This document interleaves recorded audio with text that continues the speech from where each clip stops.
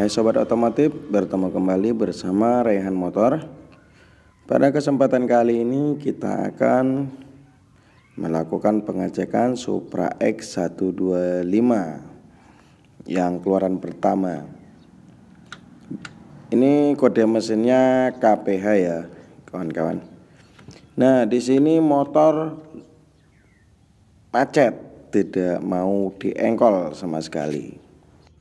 Jadi si engkolnya itu sangat keras ya. Bahkan posisi engkol itu tegak pada engkol itu sama sekali tidak ada pergerakan.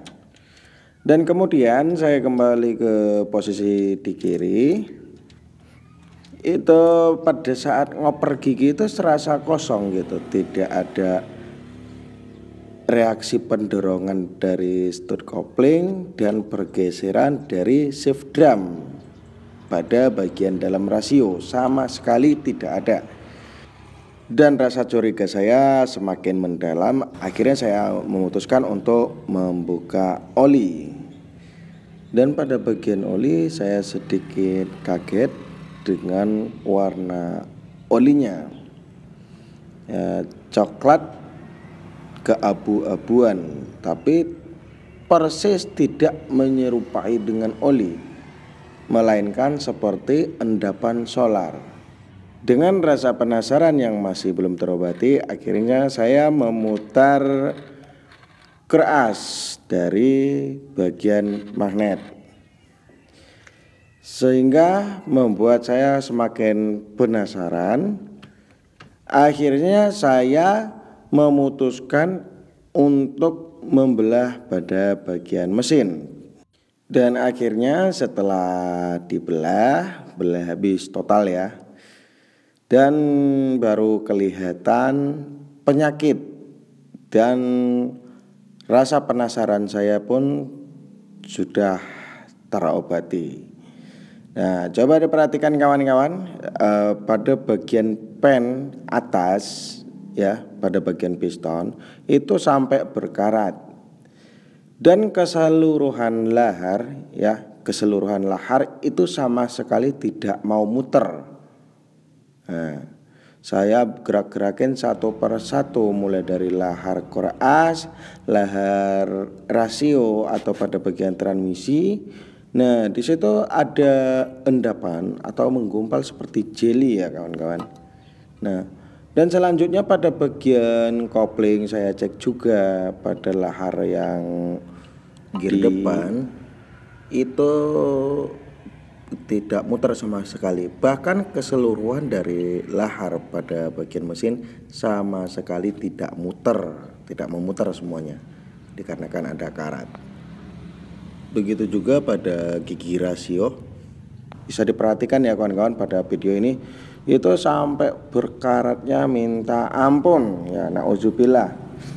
Itu saya rasa bukan cuma sebulan 2 bulan sih ya kawan-kawan ya, untuk proses terjadinya karatan atau mulai ada terjadinya korosif, itu biasanya tidak akan terjadi dalam waktu sebulan atau bahkan hingga 2 bulan. Dan kemudian pennya itu kaku. Yang lebih parahnya lagi, pada pen bagian atas dekat piston ya tentunya, itu sudah nempel pada bagian stang shaker atau stang krok asnya, sehingga yang berputar itu hanya pada bagian pistonnya saja, kiri dan kanan. Dan kemudian pada bagian pen big end-nya ataupun pada pen besarnya itu tidak muter sama sekali. Nah, saya mulai heran, ini air ya, ini merupakan air yang masuk ke dalam mesin. Saya mulai penasaran dari mana kira-kira asal air tersebut, hingga bahkan di boringnya juga karatnya parah banget ya. Seharusnya ini efek baret itu tidak ada gitu. Nah, tetapi karatnya itu loh, itu sampai apa ya, numpuk gitu kawan-kawan. Nah, yang paling lucunya lagi ya, pada garpu rasio atau garpu shiftnya itu justru pada bagian satu garpu transmisi itu sudah tidak mau bergerak, guys. Sudah tidak mau diputar. Yang seharusnya itu apa ya? Meskipun dia selayang ya gerakannya ataupun tidak oblak ya. Memang tidak oblak kalau pada garpu shift atau garpu transmisi, tetapi seharusnya itu muter. Bahkan bisa ke samping kiri kanan. Dan kalau ini sama sekali tidak mau. Bahkan saya sudah berupaya menyiram pakai WD, menyemprotkan cairan anti karat ya, yang sejenisnya. Dan kemudian saya rendam solar. Masih tidak ada berujung. Ya. Tidak sampai di situ dan saya coba membersihkan semua pada bagian komponen, termasuk pada bagian krok as dan kemudian crankcase dan selanjutnya rasio dan lain-lain. Nah, di sini saya sedikit bingung. Dan kawan-kawan bisa dicantumkan pada kolom komentar ini dari mana kira-kira asal adanya air masuk ke dalam ruang mesin. Sedangkan pada bagian selang hawa mesin itu bagus gitu kawan-kawan.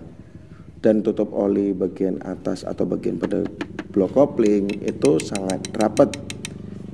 Nah,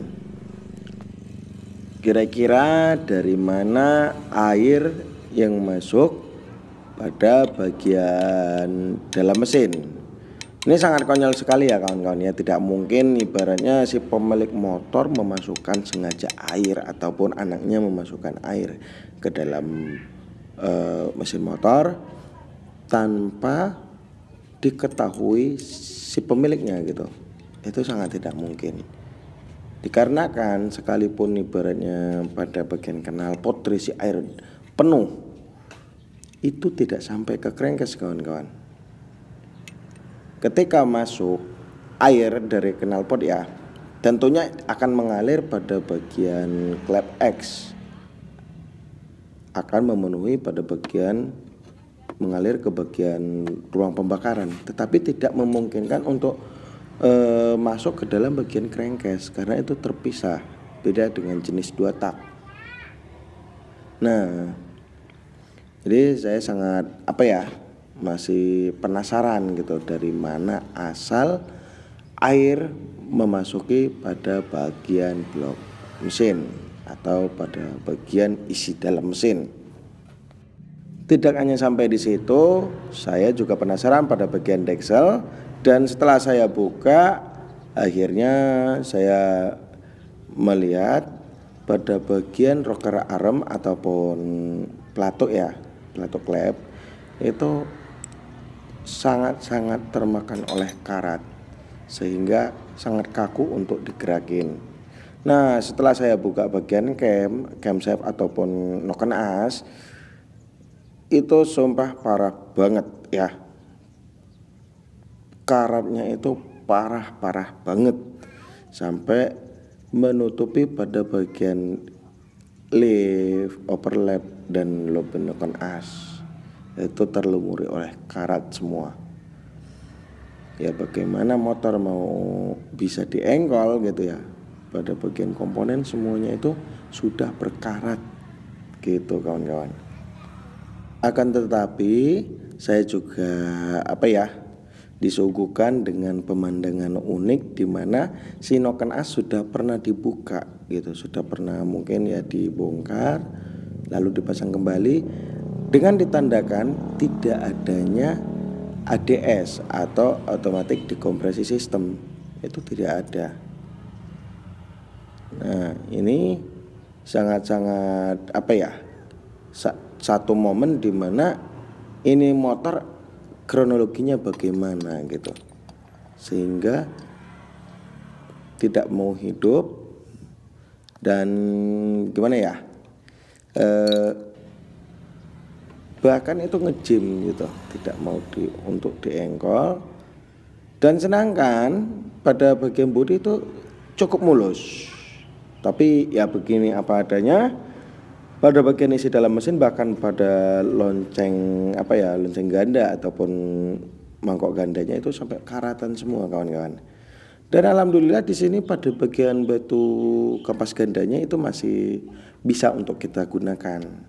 Hanya saja terdapat goresan parah, goresan cukup dalam pada bagian lonceng gandanya. Itu akan kita ganti nanti ya, tapi dengan menggunakan lonceng only saja, giginya tidak perlu diganti. Nah, pada bagian can close atau bagian kampas kopling itu saya kategorikan masih layak pakai. Oke, sekarang menjadi pertanyaan besar nih kawan-kawan. Silakan dijawab dan dicantumkan pada kolom komentar. Kira-kira dari mana asal air masuk ke dalam mesin tersebut? Oke, silakan cantumkan jawaban Anda pada kolom komentar. Jangan lupa juga untuk support channel ini dengan cara menekan tombol subscribe, like, dan apabila terdapat pertanyaan atau pernyataan silakan cantumkan pada kolom komentar. Salam Koko Hitam.